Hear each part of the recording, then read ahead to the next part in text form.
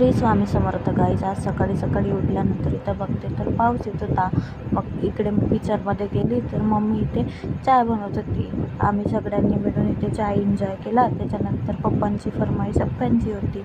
मग इथे अप्पा बनवायसाठी सुरुवात केली. मम्मीने इथे कांदे टमाटे काटून घेतले. त्याच्यानंतर ते कापून झाल्यावर त्या मिश्रणात टाकून घेतले.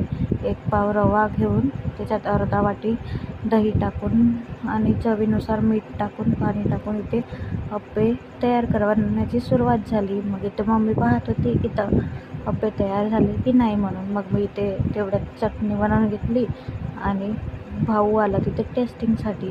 मग त्यांनी थोडेसे अप्पे टेस्ट करून बघितले. मग मला पण मम्मीने दिली अप्पे टेस्ट करायसाठी. मग अप्पे टेस्ट करून झाल्यावर मी निघाली आत्याच्या घराकडे.